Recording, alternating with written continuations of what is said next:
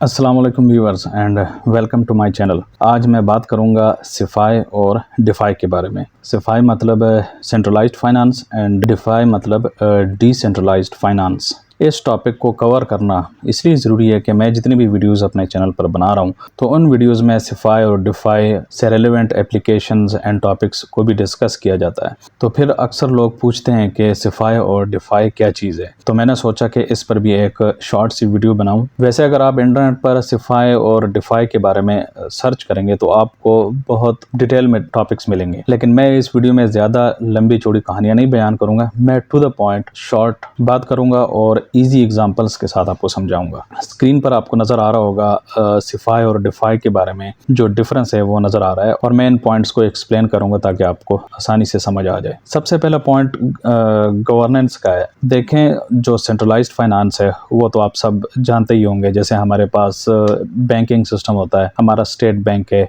या हमारे दीगर जितने भी फाइनेंशियल इंस्टीट्यूट्स हैं उनको हम सेंट्रलाइज्ड फाइनेंस कहते हैं और इनको सेंट्रल बॉडीज़ कंट्रोल करती हैं या जिनको हम गवर्नमेंट भी कहते हैं, हुकूमत इनको कंट्रोल करती है। जबकि दूसरी तरफ डिसेंट्रलाइज्ड फाइनेंस है। डिसेंट्रलाइज्ड फाइनेंस यहाँ पर आप देख सकते हैं पॉइंट लिखा हुआ है डिस्ट्रीब्यूटेड डिसीजन मेकिंग। इसमें जो भी फैसला साजी होती है वो डिस्ट्रीब्यूटेड होती है, यानी जो सेंट्रलाइज्ड फाइनेंस है उसमें जो भी सेंट्रल बॉडी जो भी फैसला करेगी, जैसे कि मैं आपको एग्जांपल देता हूँ, स्टेट बैंक है हमारे पाकिस्तान में। स्टेट बैंक का जो हेड है जो वो फैसला करेगा तमाम डिस्कशन एंड मीटिंग्स के बाद वो फैसला माना जाएगा। स्टेट बैंक के अंदर मौजूद तमाम लोगों को वही फैसला मानना पड़ेगा। दूसरी तरफ जो डिसेंट्रलाइज्ड फाइनेंस है वहाँ पर डिस्ट्रीब्यूटेड डिसीजन मेकिंग होती है। वहाँ पर ऐसा नहीं होता। फ़र्ज़ करें एक, जैसे मैंने आपको बताया कि स्टेट बैंक के अंदर जो स्टेट बैंक का हेड है जो वो फैसला करेगा, स्टेट बैंक के अंदर मौजूद तमाम जितने भी लोग हैं उन सबको वो फैसला मानना पड़ेगा।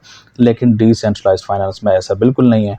यहाँ पर स्टेट बैंक के अंदर फ़र्ज़ करें जितने भी लोग हैं उन सब के दरमियान वोटिंग होगी। डिसेंट्रलाइज्ड फाइनेंस की बात कर रहा हूँ, तो वोटिंग में अक्सरियत का जो फैसला होगा वही माना जाएगा। ये दोनों में फ़र्क है। यहाँ पर एक सेंट्रलाइज्ड एंटिटी फैसला करेगी वो माना जाएगा सेंट्रलाइज्ड फाइनेंस में, जबकि डिसेंट्रलाइज्ड फाइनेंस में वोटिंग सिस्टम होता है और इसको डाओ भी कहा जाता है, यानी डिसेंट्रलाइज्ड ऑटोनॉमस ऑर्गेनाइजेशन।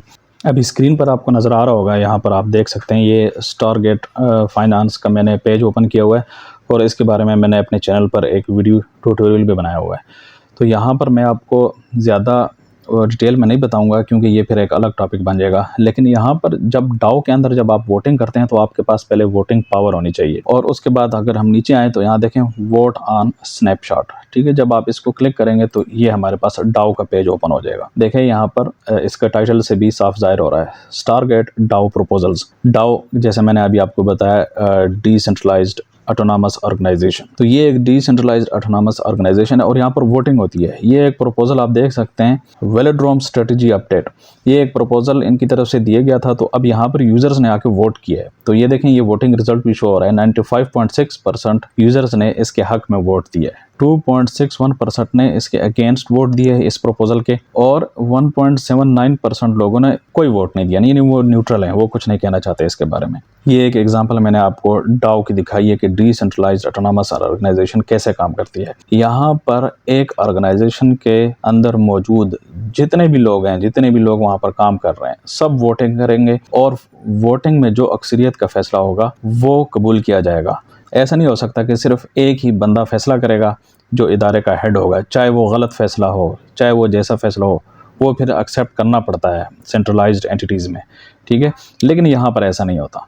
दूसरा पॉइंट इंटरमीडियरीज, यानी सेंट्रलाइज्ड फाइनेंस में हमें रिलायंस ऑन इंटरमीडियरीज, मतलब वही बात जो अभी मैंने की है वही पॉइंट दोबारा आ गया कि यहाँ पर हमें जो इंटरमीडियरीज हैं, यानी जो हेड है इदारे का या जो कंट्रोलर हैं, जो सेंट्रलाइज्ड बॉडीज़ कंट्रोल कर रही हैं उस इंस्टीट्यूशन को या फाइनेंशियल सिस्टम को, हमें उन्हीं पर रिलाय करना पड़ता है, हमें उन्हीं की सुननी पड़ती है। चाहे वो जैसा भी फैसला करें, गलत फैसला करें, सही फैसला करें, लेकिन हमें वो मानना पड़ेगा। जबकि डिसेंट्रलाइज्ड फाइनेंस में आप देख सकते हैं लिखा है direct peer to peer transactions. यहाँ पर जो भी ट्रांजेक्शन होंगी वो पीयर टू पीयर होंगी। पीयर टू पीयर का मतलब है, मतलब दो बंदे आपस में जब ट्रांजेक्शन करेंगे या कोई भी आपस में मैसेजिंग करेंगे तो वो डायरेक्ट होगी, दरमियान में थर्ड पार्टी नहीं होगी। यानी जैसे हम ट्रांजेक्शन करते हैं बैंकिंग सिस्टम में किसी भी दूसरे बंदे को या किसी भी बिजनेस को हम ट्रांजेक्शन करते हैं तो हम बैंकिंग के जरिए करते हैं, यानी दरमियान में बैंक शामिल होता है। यहाँ पर ऐसा नहीं होता। डिसेंट्रलाइज्ड फाइनेंस में हमारे पास कोई बैंक नहीं होता, हमें डायरेक्ट ट्रांजैक्शन करनी पड़ती है। इसका फ़ायदा ये होता है कि दरमियान में जो हमें एक्स्ट्रा ट्रांजैक्शन फ़ीस देनी पड़ती है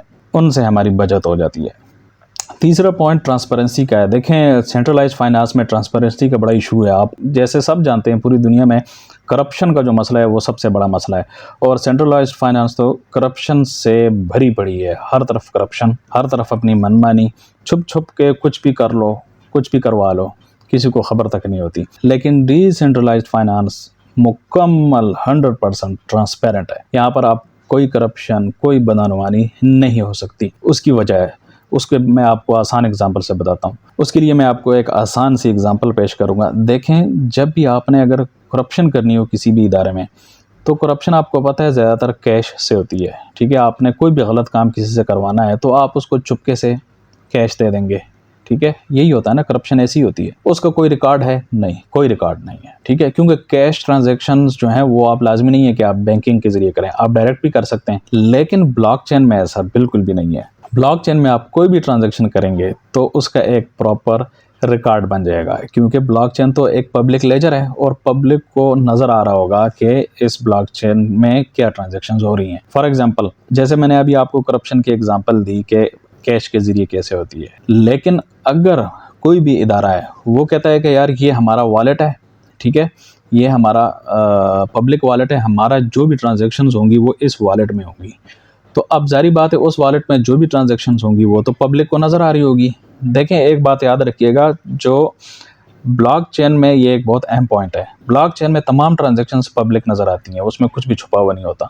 जारी बात है, जब जो भी ट्रांजैक्शन नज़र आएगी तो हर ट्रांजैक्शन के बारे में हम पूछ सकते हैं उस इदारे से, या उस इदारे के हेड से, या किसी से भी हम पूछ सकते हैं कि भाई ये जो ट्रांजैक्शन हुई ये किस चीज़ की है। तो वहाँ पर ट्रांसपेरेंसी बहुत क्लियर है, वहाँ पर कुछ भी छुपा हुआ नहीं है, वहाँ सब कुछ नज़र आ रहा है। अगला जो पॉइंट है वो सिक्योरिटी का है। देखें, हमें जो सिक्योरिटी के मामलात हैं वो हमें जो सेंट्रलाइज्ड बॉडीज़ हैं, जैसे मैंने आपको जो दूसरा पॉइंट था रिलायंस ऑन इंटरमीडियरीज, हमें इन्हीं पर रिलाय करना पड़ता है। जो सिक्योरिटी इन्होंने प्रोवाइड की है हमें उसी पे भरोसा करना पड़ता है। वो सिक्योरिटी टाइट है या उसमें कोई मसला है, उसमें कोई कमी बेशी है, वो हमें एक्सेप्ट करना पड़ेगा। जबकि ब्लॉकचेन की अगर बात करें तो ब्लॉकचेन की सिक्योरिटी भाई दुनिया की फ़िलहाल आप पूरा इंटरनेट सर्च करके देख लें, नंबर 1 सिक्योरिटी है। देखें, आप बिटकॉइन को देख लें, मैं आपको बिटकॉइन की एग्जांपल देता हूँ। 12 साल हो गए हैं आज तक, जब तक मैं ये वीडियो बना रहा हूँ। 2009 से बिटकॉइन का स्टार्ट हुआ, आज तक आपने कभी सुना है बिटकॉइन का नेटवर्क हैक हुआ? नहीं हुआ, एक दफ़ा भी नहीं हुआ, या बिटकॉइन का नेटवर्क डाउन हुआ हो। यही तो वो ट्रस्ट है, यही तो वो सिक्योरिटी है ब्लॉकचेन की, जो कि ब्लॉकचेन को नंबर 1 बनाती है पूरी दुनिया में, और उसकी सिक्योरिटी को भी नंबर 1 बनाती है। आप इथीरियम को देख लें, इथीरियम पे स्मार्ट कॉन्ट्रैक्ट्स कितने प्रोजेक्ट्स लॉन्च हुए हैं। अब इथीरियम पर भी पूरी दुनिया का एक ट्रस्ट बन चुका हुआ है। बिटकॉइन और इथीरियम इस वक्त सिक्योरिटी में और ट्रस्ट में नंबर 1 पर जा रहे हैं ब्लॉकचेन की दुनिया में। ब्लॉकचेन इतना सिक्योर और इतना ट्रस्टेड क्यों है? क्योंकि यहाँ पर एसिमेट्रिक इनक्रिप्शन टेक्निक यूज़ हो रही है, और जो कंप्यूटर साइंस के स्टूडेंट्स हैं उनको बहुत अच्छी से समझ आ रही होगी कि asymmetric encryption and RSA algorithm, इनका क्या मतलब होता है। यहाँ पर एसिमेट्रिक इनक्रिप्शन, RSA एल्गोरिथम और दीगर जो जितने भी सिक्योरिटी के एल्गोरिथम्स हैं वो यूज़ होते हैं। अगला पॉइंट एक्सेस एंड इंक्लूजन का है। अगर देखें तो जो बैंकिंग सिस्टम है, देखें वहाँ पर एक्सेस, हम अपने बैंक्स की एग्जांपल ले लेते हैं। हमें एक्सेस, जिनको वो एक्सेस देंगे वही बैंकिंग सिस्टम को या उनकी सर्विसेज को एक्सेस कर सकता है। डिसेंट्रलाइज्ड फाइनेंस में ऐसा नहीं होता, हर किसी को खुली इजाज़त है, जो एक्सेस करना चाहे, जो भी डिफाई को यूज़ करना चाहे, वहाँ पर कोई पाबंदी नहीं है। दूसरा, यहाँ पर जो सेंट्रलाइज्ड फाइनेंस है वहाँ पर लिमिटेशंस होती हैं। जैसे आप बैंक जाते हैं तो वो आपको कहते हैं कि आप सिर्फ इतनी ट्रांजैक्शन मैक्सिमम विदड्रा कर सकते हैं, इससे ज़्यादा आप करेंगे तो आप पे टैक्स लगेगा। ठीक है, या अगर आप ATM मशीन जाते हैं तो उसकी भी एक लिमिट होती है कि आप पर डे सिर्फ 50,000 या 1 लाख, या हर बैंक की अपनी लिमिट होती है, सिर्फ इतने विदड्रा कर सकते हैं। लेकिन जो डिफाई है वहाँ पर एक तो ग्लोबल एक्सेस है, जैसे मैंने भी आपको बताया, हर कोई एक्सेस करता है, और दूसरी बात यह है कि वहाँ पर कोई लिमिटेशंस नहीं है। मिनिमम जितना आप डिपॉजिट करना चाहें, विदड्रा करना चाहें, जितना आप मैक्सिमम विदड्रा करना चाहें, डिपॉजिट करना चाहें, कोई पाबंदी नहीं है। अगला है फाइनेंशियल प्रोडक्ट्स। जो फाइनेंशियल प्रोडक्ट्स एंड सर्विसेज जो भी आपको बैंकिंग सर्विसेज प्रोवाइड करेगा, यानी फ़र्ज़ करें आपको बैंकिंग सर्विस कहता है कि यार आप इस स्टोर पर हमारे बैंक के ज़रिए शॉपिंग कर सकते हैं, या हमारे पास ये लोन सर्विसेज हैं, आप इनसे फ़ायदा उठा सकते हैं। ये हमारी कार लोन सर्विसेज है, आप कार बाय कर सकते हैं। लेकिन जो डिफ़ाई है वहाँ पर ऐसा नहीं है, वहाँ पर न्यू इनोवेशंस हो रही हैं। कोई भी सर्विसेज आप लॉन्च कर सकते हैं बग़ैर किसी की इजाज़त के। आपको स्टेट बैंक से या किसी भी बैंक से इजाज़त लेने की ज़रूरत नहीं है। हाँ, दीगर जो बैंकिंग के अलावा, यानी ज़ाहिर बात है, जो सेंट्रलाइज्ड फाइनेंस में आपको एग्जांपल दे रहा हूँ, दीगर जो सिक्योरिटी इदारे हैं या किसी भी रेलेवेंट इदारे से अगर इजाज़त आपको लेनी पड़ी, वो तो आपको लेनी पड़ेगी, ज़ाहिर बात है। लेकिन जो बैंकिंग सिस्टम है उससे आपकी जान छूट जाती है। आपको कोई भी सिस्टम आपने लॉन्च करना है, कोई भी आपने ऑनलाइन सर्विस, ऑनलाइन स्टोर आप खोलना चाहें, वहाँ पर आपको खुली इजाज़त है, आप लॉन्च करें। यही वजह है कि यहाँ पर न्यू इनोवेशंस भी हो रही हैं, न्यू टेक्नोलॉजीज़ लोग आ रहे हैं, न्यू सर्विसेज लॉन्च हो रही हैं। यही सबसे बड़ा फ़ायदा है डिफ़ाई का। अगला पॉइंट रिस्क फैक्टर्स है, वो फिर वही बात आ गई है, यानी जो भी आपका सिक्योरिटी है, जो भी रिस्क है, आपको सेंट्रलाइज्ड बॉडीज़ पर ही रिलाई करना पड़ेगा सेंट्रलाइज्ड फाइनेंस की सूरत में। जबकि जो डिसेंट्रलाइज्ड फाइनेंस है, वहाँ पर आपको जो ब्लॉकचेन की सिक्योरिटी है उसी पर आपको रिलाई करना पड़ता है। और ब्लॉकचेन की सिक्योरिटी मैंने आपको जैसे बताया कि अभी आप बेशक वेब पर, इंटरनेट पर सर्च कर लें, ब्लॉकचेन की सिक्योरिटी से नंबर 1 फ़िलहाल कोई भी नहीं है। ब्लॉकचेन अपनी सिक्योरिटी में और अपने ट्रस्ट में नंबर 1 जा रहा है, और यही सबसे ज़बरदस्त पॉइंट है ब्लॉकचेन टेक्नोलॉजी का। अगला जो आखिरी पॉइंट है वो रेगुलेरिटी का है कि भाई रेगुलेरिटी का क्या हिसाब है। देखें, जो सेंट्रलाइज्ड फाइनेंस है वो तो रेगुलेशन उसकी तो क्लियर हैं, वो तो आपको पता है पूरी दुनिया में जो रेगुलेशंस हैं वो आप जिस मुल्क में आप कुछ भी स्टार्ट करना चाहें, बिज़नेस करना चाहें, वो रेगुलेशंस आप लीगल फ्रेमवर्क मौजूद है उसके मुताबिक आप करते हैं। लेकिन जो डिसेंट्रलाइज्ड फाइनेंस हैं उनका अभी गैर यकीनियत है। वहाँ पर आपको रेगुलेरिटी में भी मसाइल इसलिए आ रहे हैं क्योंकि ज़ाहिर बात है, एक न्यू टेक्नोलॉजी है, अभी इसकी न्यू अडॉप्शन हो रही है, अभी इसके लिए कानून साजी प्रॉपर हर जगह पर नहीं है। कुछ कंट्रीज़ ने तो कर ली है, जैसे आप यूएसए में जाएंगे, कनाडा में जाएंगे, लेकिन जिस तरह अब हमारे मुल्क में देखें, पाकिस्तान में, यहाँ तो अभी तक इसकी प्रॉपर कानून साजी नहीं हुई।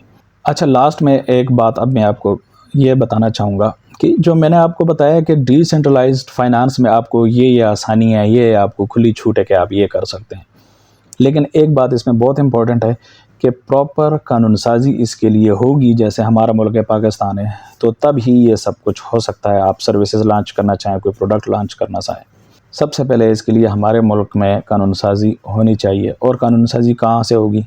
ज़ाहिर बात है, पार्लियामेंट से होगी। तो फ़िलहाल अगर देखा जाए तो हमारे मुल्क में मुझे तो दूर दूर तक कोई चांस नज़र नहीं आ रहा कि इसके लिए कोई कानून साजी हो पाएगी। क्या कानून साजी होना मुमकिन है? बिल्कुल मुमकिन है हमारे मुल्क में। लेकिन अगर आप देखें तो कानून साजी का जो आगाज़ होता है वो कहाँ से होता है? वो पार्लियामेंट से होता है। अब हमारे पार्लियामेंट में कैसे लोग बैठे हुए हैं, और मुझे एक्सप्लेन करने की ज़रूरत नहीं है, आप सब जानते हैं हमारे पार्लियामेंट में किस किस्म के लोग बैठे हुए हैं और उनकी प्रायोरिटीज़ क्या हैं। वो जब आते हैं तो वो तो ना आवाम के भले की कोई बात करते हैं, ना कोई टेक्नोलॉजी की बात करते हैं, और ना उनको खुद टेक्नोलॉजी का पता है। तो इसका सिर्फ हाल यही है कि जो पार्लियामेंट के अंदर लोग मौजूद हैं वो तो किसी काम के नहीं हैं। पार्लियामेंट के अंदर सिर्फ उन लोगों को आना चाहिए जिनको टेक्नोलॉजी की पता हो, जो पढ़े लिखे लोग हों। जब वो लोग पार्लियामेंट में आएंगे तो तब ही मुझे कोई रास्ता नज़र आता है इस ब्लॉकचेन टेक्नोलॉजी को अडॉप्ट करने के लिए। वरना अगर यही लोग होंगे पार्लियामेंट में तो मुझे तो कोई दूर दूर तक कुछ भी नज़र नहीं आ रहा कि ब्लॉकचेन टेक्नोलॉजी, या चलें ब्लॉकचेन टेक्नोलॉजी को छोड़ दें, किसी दूसरी टेक्नोलॉजी की बात कर लें, किसी को पता नहीं होता। हाँ, शायद कोई 1-2 बंदे हों उनको शायद पता हो ब्लॉकचेन के बारे में, वो जानते हों, लेकिन 98-99% जो पार्लियामेंट के अंदर लोग बैठे हुए हैं उनको तो कुछ भी नहीं पता। तो जब तक पार्लियामेंट से प्रॉपर कानून साजी नहीं होगी उस वक्त आप डिफाई या ब्लॉकचेन के अंदर कुछ भी आप स्टार्ट करना चाहें तो आप नहीं कर सकते। डिफाई की एक एग्जांपल मैं आपको स्क्रीन पर दिखाना चाहूँगा। ये देखें, ये हमारे सामने जो अभी वेबसाइट ओपन है, ये है पैनकेक स्वैप। यहाँ पर आप कोई भी अपने कॉइन्स स्वैप करना चाहें, यानी आपने एक कॉइन को दूसरे कॉइन में, फ़र्ज़ करें आपके पास USDT है, ठीक है ना, डॉलर है, उसको आपने किसी भी दूसरी करेंसी में स्वैप करना है तो आप यहाँ पर आसानी से स्वैप कर सकते हैं। इसी तरह दूसरी एग्जांपल अगर मैं दूँ तो यहाँ पर है कर्व फाइनेंस। यहाँ पर देखें इथेरियम एंड USDT। एक इथेरियम को अगर आप स्वैप करना चाहें तो उसके अगेंस्ट जितने डॉलर आपको मिलेंगे आप यहाँ पर वॉलेट को कनेक्ट करके स्वैप कर सकते हैं। इसी तरह अगर आप पूल्स में आएंगे तो पूल्स में आप देख सकते हैं यहाँ पर आप लिक्विडिटी भी प्रोवाइड कर सकते हैं। लिक्विडिटी का मतलब क्या है? देखें, जब भी आपके पास एक मुल्क की करेंसी हो तो आपने उस करेंसी को अपने मुल्क की करेंसी में एक्सचेंज करना हो तो आप क्या करते हैं?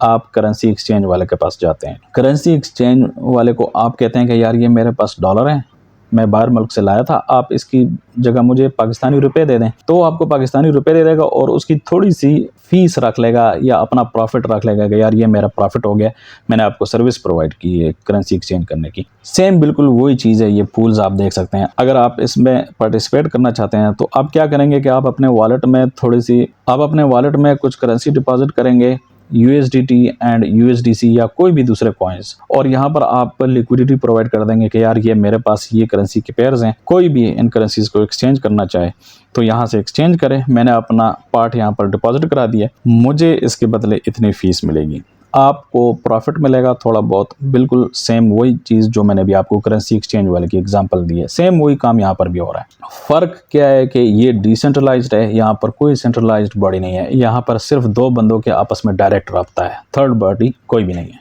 अच्छा, अब एक और पॉइंट मैं आपको बता दूँ, क्या क्रिप्टो करेंसी के अंदर भी सेंट्रलाइजेशन हो सकती है?